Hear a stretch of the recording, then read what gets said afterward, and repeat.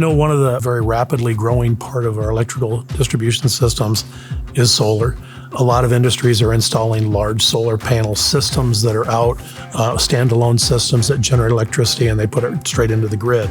Those would fall into a category of don't enter until you have a utility person with you. Again, you need to treat everything as energized. The brackets, everything needs to be considered energized until a utility employee gets there to accompany you.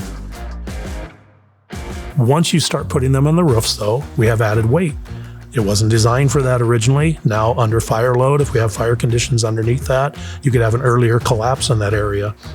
The other side, they could fail and slide off the roof. So you need to be aware of that. If your people are located underneath that, you have an increased hazard of something sliding off the roof and hitting them. If you're going to go up and fight a fire or ventilate, really that takes that option out. You're not going to cut through the panel or remove the panel to get to the roof. Roof operations can be very dangerous anyway. Now we've added load to that roof and we've added another hazard. We can't touch the brackets. We don't want to touch them while we're up there. So it really takes that option away from you from ventilating at that location. We also have requirements on disconnects for those. So when you go to the panel to do a disconnect, there's going to be some red signs there that are going to tell you that there's an alternative energy source there.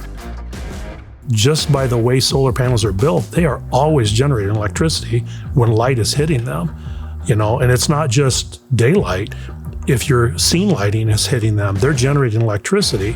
If your moonlight's hitting them, they're generating a small amount of electricity. So you can never really say they're truly off.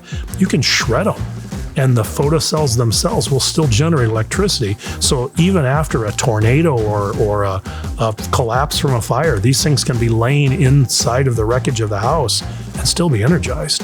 So make sure nobody's touching any part of them, any metal on them, nothing. Do not touch them. A lot of people that have the solar may have a battery backup as well. So being aware that the battery's inside that house, if there's an inverter, they can be regenerating power back inside that house to keep the house on during outages. So, all these things are concerns for us. Again, it only takes 1 amp to kill you. So these things can do it.